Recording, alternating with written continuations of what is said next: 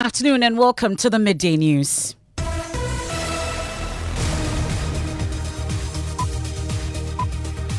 We're live on Joy 99.7 FM here in Accra. In Kumasi, we are on Love 99.5 FM. We are live in all 16 regions of Ghana. We are in the Western region is Radio Max in Takrady. In the Upper East region, we're on A1 Radio and Dreams FM in Bolgatanga. In the Volta region, we're on Volta Premier and Lolonyo FM in Hohoi. We're live on X Spaces. You're on Facebook. You're on myjoyonline.com. The Midday News is sponsored by Petrol Sol. Your clean fuel in full quantity. Petrol Sol is always a delightful experience. Also brought to you by Duraplus Ghana Limited. Producers of quality PVC and HDPE pipes and water tank. We are the only water storage tank with a level indicator. Where Duraplus goes, water always flows. This afternoon, factual, reliable and accurate. That's how government describes a website launched to track projects and activities of the Appiah-Adu administration.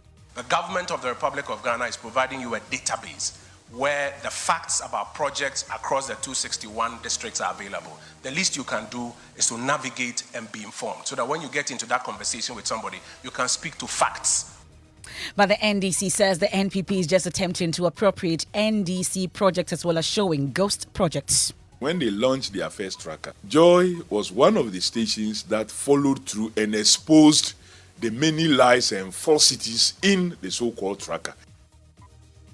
Stay with me for details on that. Also, former President John Mahama describes as ridiculous and shocking the tall list of taxes imposed on the importation of vehicles into the country. Ghana Export-Import Bank Levy, Ghana Education Trust Fund, Ghana Education Trust Fund Network Charge, African Union Import Levy, then COVID Health Recovery Levy. But is Ghana's third IMF review in danger? Right now, our review is in danger because they also wanted to put VAT on electricity. And you know we opposed it. So this review is going to see where they can find that money because that money would have brought in 1.8 billion. We have details from the former president's encounter with the Ghana Union of Traders Association, GUTA. Also, Ghanaians express outrage as the government declines assistance for Komfo Anokye Teaching Hospital renovation goods, part of a Santehene's Heal Calf initiative. How on earth if drugs that have to come to your people? Oh, Jesus Christ. I don't know. I mean, where are their conscience? We are just wicked. We are wicked. We hate ourselves. Thinking of a policy to prevent them from going for healthcare outside as well. We'll get to hear from the public on this. Meanwhile, importers of HIV drugs raise concerns about its efficacy after over a year of languishing at the Tema port. We have sports. We may well be looking at Ghana's first athlete to have qualified for the Paris 2024 because Saminu Abdul Rashid just ran 9.95 seconds in the States. We look forward to that. Also, I'll take you to Nwasu in the Eastern region where award-winning American rapper Ja Rule is breaking ground for the construction of a classroom block at the Nwasu Anglican Primary School. That and more here on the Midday News. I am Emefa Apawu. Please stay for details.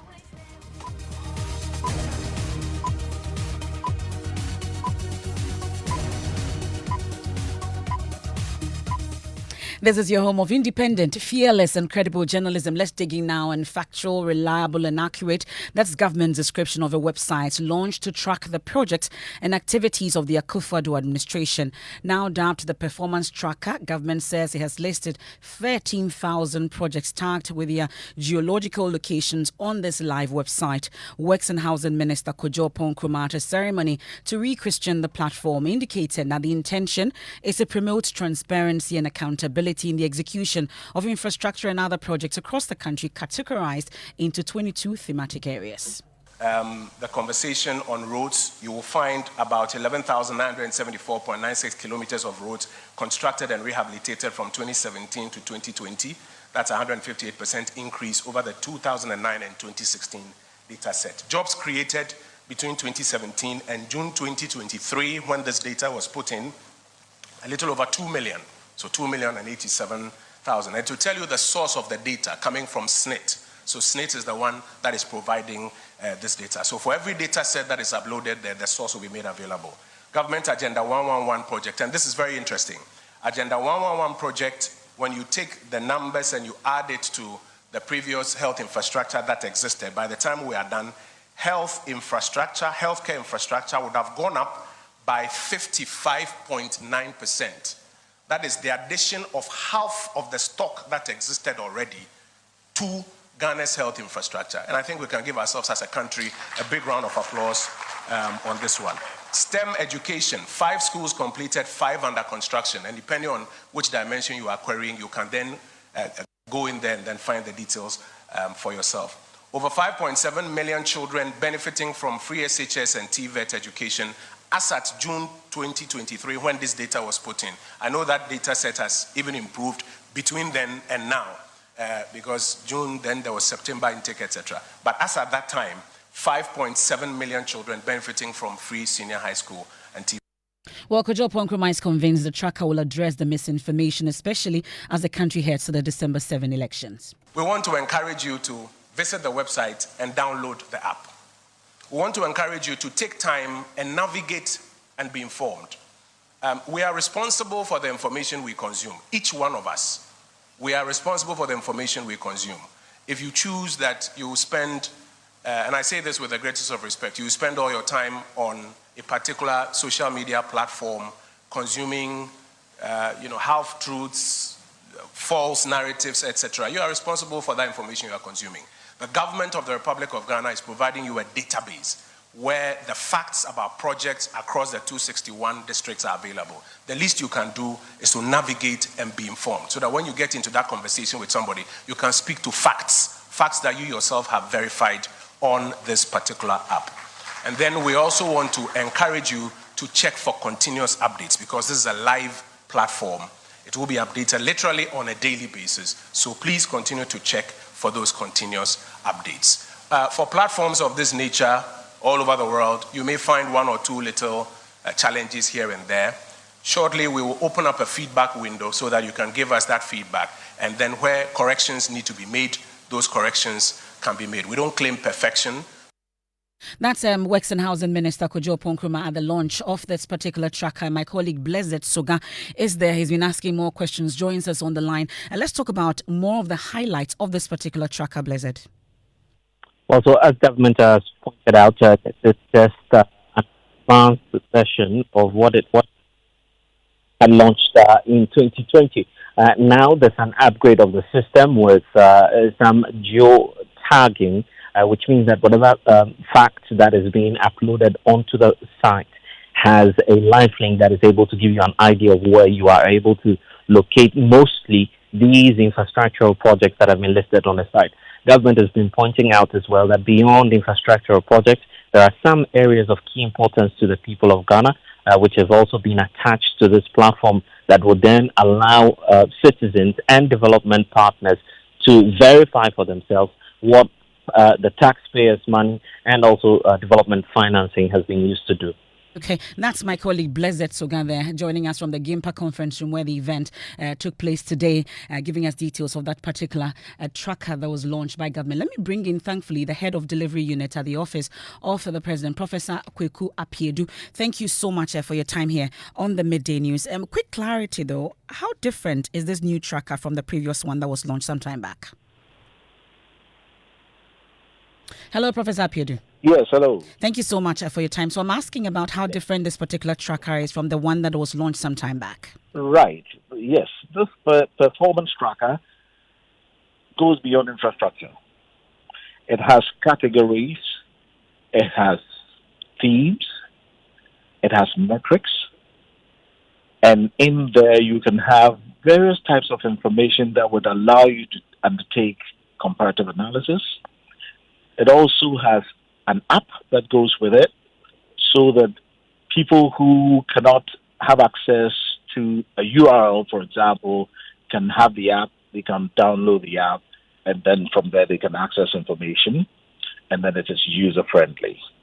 Thank you. One wonders if these projects that have been put on this particular website, or the new website, or re-Christianed website, I should say, is there a grouping that has verified these projects, or individuals will have to do that themselves? Yes, it has been part of the process, and it has taken quite a bit of time. We have worked with the MMDCEs to provide us with evidence. Photographs have been taken. Those that have not been completed, what we do is to ask for images, and then also the consultants and contracts involved in building these projects are able to give us reports on a monthly basis or quarterly basis so that we'll be able to estimate the performance completion of these projects. It has been a painstaking effort, but we have come this far. The other thing that we have to remember is that it's a living document, so we will be updating the information on a regular basis as we go along. Can you confirm to us if there's a project on this particular website, if I go on it, are projects started by the Appiah-Adu administration, they have been completed and functioning? Yes, indeed. And so if you take the road sector, for example, we have projects that started in 2009, for example, to 2016, and then we have what we started from 2017 to date. And when we say to date, we're actually looking at June 2023. So we will continue to update the information that we have in the system. Now, what we have to remember is that we seek not to say that this project belongs to this era or the other era as such. The information is in there and you can undertake your own analysis because we have developed algorithms that help you to see the information for yourself.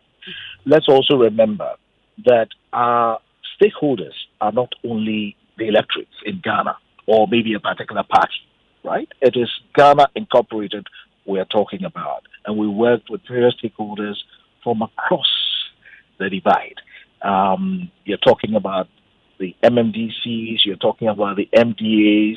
We pulled information from other sources that we could use to validate what we have done. But it was very important to us that every bit of information that we had in there had been truly verified before it was keyed in. And finally and briefly, though, if you've done so much in terms of the Appiah-Adu administration and infrastructural projects, why do you need a website to validate that? Why do I need a website to go on a website to know that you've done so much?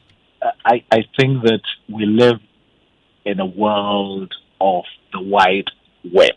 And so it's very important that whatever you have achieved as not only Akufo-Addo's administration, but Ghana Incorporated, we have it on a website for our development partners to be able to access. For example, if the IMF, the World Bank, or any other development partner that we're working with wishes to know what we have accomplished as a nation, if rating agencies visit Ghana and they want to see how well we are doing as a country, where we've come from and where we're heading towards, they should be able to see what we have used funds that we have collected by way of taxes, and in terms of transparency, accountability, good governance, and democracy, we need to make the good works that we have undertaken as a people.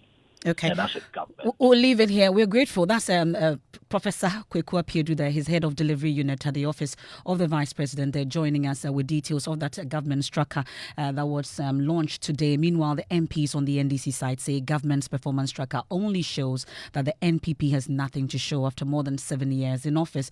According to NDC MP for Boem, Kofi Adams, the previous tracker appropriated NDC projects and some of the so-called achievements simply did not exist. When they launched their first tracker, Joy was one of the stations that followed through and exposed the many lies and falsities in the so-called tracker. In my own constituency, they launched bridges they claim they have constructed, roads they claim they have done, when actually nothing has happened there.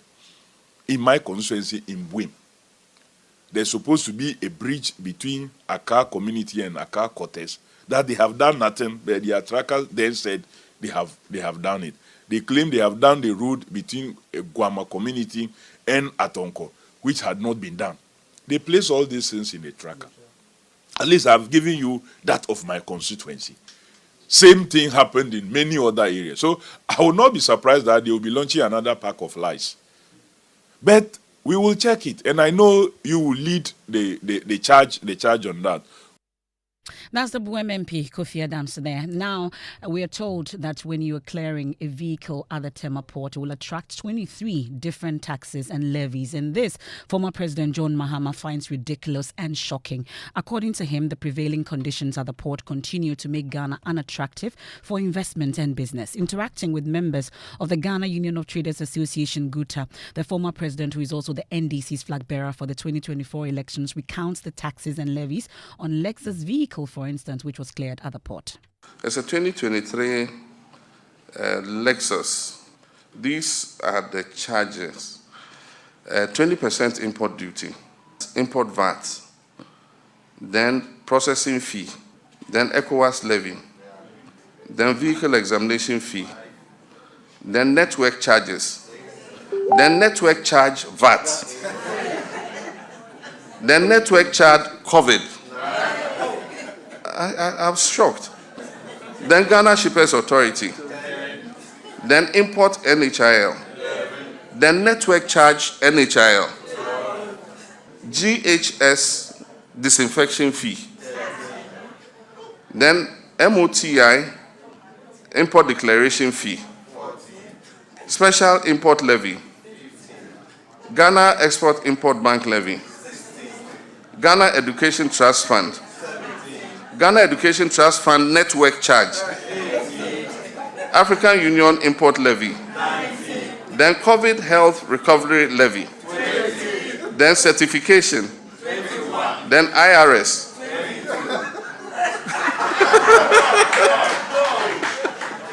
there is over age penalty by 0 because it's a new car. You know, and so I was shocked myself. Well, a team from the International Monetary Fund, we know, is in the country to review Ghana's progress under the 3-year Extended Credit Facility Program. A successful review will guarantee a release of the third tranche to Ghana. But the former president says Ghana could lose out due to some infractions. If somebody comes promising you that I'm going to remove these taxes, I'm going to do this, I'm going to do that, the first thing you should ask him is, they have signed an IMF agreement. And the IMF agreement says that by 2028, they should increase the percentage of revenue to GDP to 24% by 2028. We came from a little below 15%. With all the taxes that this government has piled on, it has brought us to 17.7%. And it is based on an agreement they have signed with the IMF. So if somebody tells you, oh, when I come, I'm going to abolish this, I'm going to abolish this, and the person is in government now, ask him to go to the IMF and tell them that they're going to abolish that. Right now, our review is in danger because they also wanted to put VAT on electricity. And you know we opposed it. So this review is going to see where they can find that money. Because that's the former President John Dramani Mahama. Well, President of GUTA, Dr. Joseph Obeng, says the proposed 24-hour economy, if implemented, will be the game changer for the country. If even you say that it is already there, there's nothing wrong for us to enhance it. And there's more that we can do in the night. There's more that we can do in the night. There are so many things that are creating nuisance in the afternoon. A lot of them. That when you go to Opera Square, when you go to Kantamanto, when you go to Okanshi, in the afternoon where people are shuttling around, that's where we are offloading our goods. That's the President of GUTA, Joseph Obeng there. It's time for fact-checking, and today we are focusing on some claims made by former President John Dramani Mahama on the unemployment situation in the country. Head of our research desk, Raymond Nakwa, joins me in studio with more on the claims and the verdict. Raymond, let's start with the former President's claim on the current unemployment rate. And now, unemployment in Ghana is 14.7%. The claim is that the unemployment in the country is 14.7%. This is true. The figure is backed by the Statistical Services Q3 Labour Statistics Bulletin. Indeed, the average unemployment rate reduced from 14.9 in the first quarter of 2023 to 14.6 and then increased slightly to 14.7 in the third quarter of 2023. And that's the latest we've had from the Statistical Service on the unemployment situation. We can now focus on the former president's interpretation of that unemployment figure. just over Ghana for 30 million now. 14.7% NDA to my head. What's the verdict? They claim that this means if you take 30 million Ghanaians, 14.7 are unemployed is misleading. The annual household income and expenditure survey, which is the source of the data the former president quoted, defines unemployment rates as the number of unemployed persons 15 years and older divided by the economically active population of 15 years and multiplied by 100. This means at least all those below the age of 15 are not included in the calculation of the unemployment rate. Indeed, it is the reason why when you add up the quarter 3 unemployment figures, let's look at it, 2,060,038 unemployment. They are the ones who are unemployed. And those employed are 11,962,599. And those who are not active at all are 5,214,085. This sums up to 19,236,720. So one cannot simply say 14.7% unemployment means 14% of the entire population, that's over 30 million population, are unemployed. Okay, that's Raymond Nakwa with fact checking, taking us on a quick break here on the Midday News, live on Joy 99.7 FM in Accra and Kumasi on Love 99.5 FM. We're live on Facebook, we're on myjoyonline.com, we're on X Spaces. The Midday News is sponsored by Petrol Sol, your clean fuel in full quantity. Petrol Sol is always a delightful experience. Also brought to you by Duraplus Ghana Limited, where Duraplus goes, water always flows. We've been taking a look at that government's performance tracker that was launched today. The government says it is factual, reliable and accurate, but NDC MPs say the MPP is just attempting to appropriate NDC projects as well as showcasing ghost projects. We return from the break with sports and then we'll take you to Nwaso in the Eastern region, where award-winning American rapper Ja Rule is breaking grounds for the construction of a classroom block at the Nwaso Anglican Primary School. Please stay with me.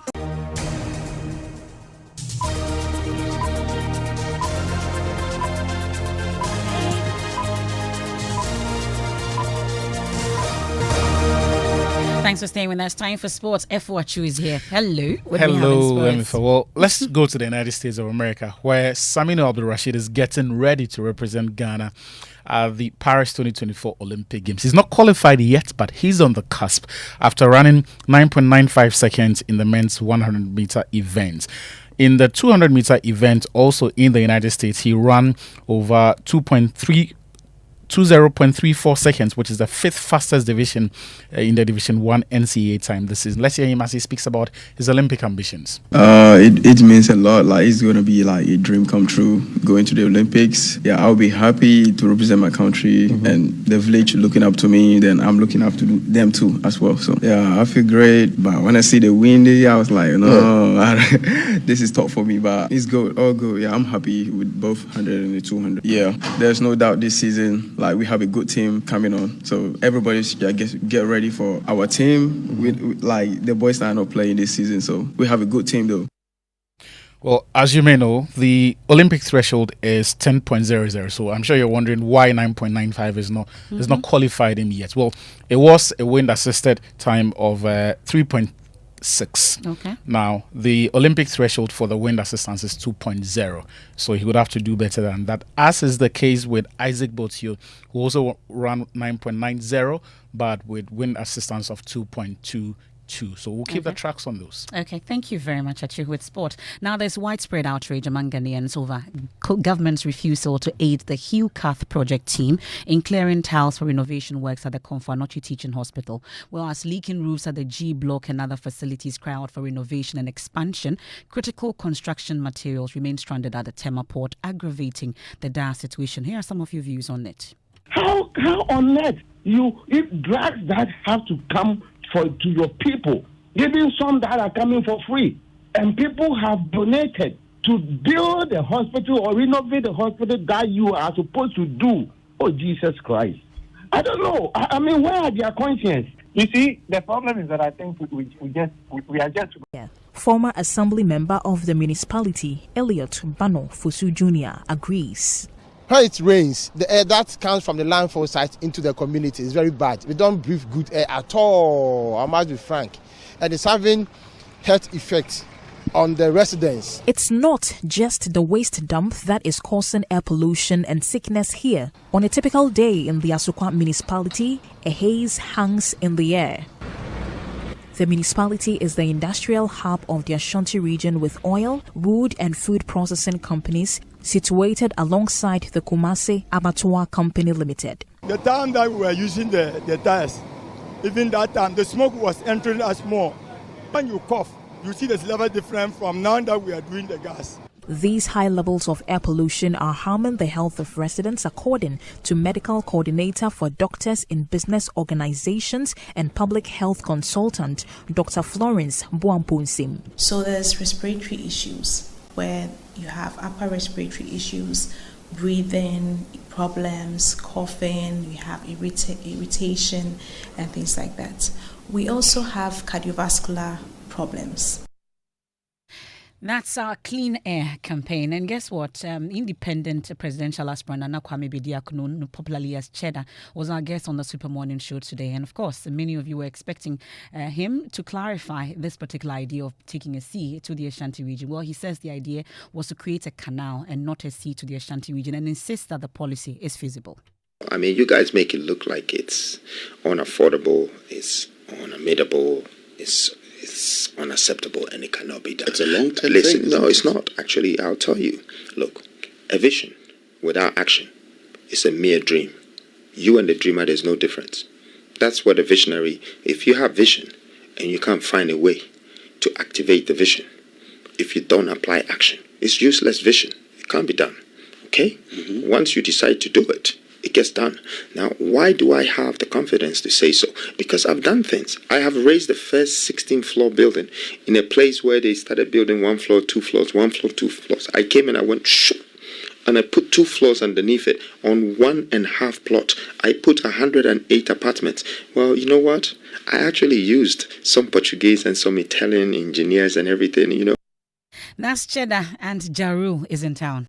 Jarul is in Ghana for the groundbreaking ceremony for the construction of a classroom block at Nuanso Anglican Primary School in Ghana. Jarul and the NGO Pencils of Promise will be working together to construct that classroom block. And my colleague Jacqueline Ansumayebwa is with the team, sent us this earlier. To have the audacity to come out here to build a school in the middle of Africa for my people, and I know that this is going to be an opportunity that'll last for many, many years to come. This is just the beginning of something very special. As I look out into the crowd, I see a lot of beautiful students here from some of Pencil of Promise's other programs. And for me, education is the pillar of community.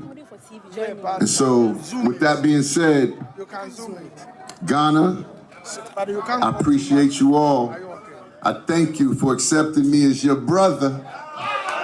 And that's Jarul. Jacqueline and Smayabwa will join us subsequently with more here on the Joy News channel, also on Joy 99.7 FM. I am Emefa Apawu, and that's how we end today's edition of the Midday News. There's more when you log on to myjoyonline.com. Living Word with Pastor Mensa Otabil. God, episode 3 is up next. Have a good afternoon.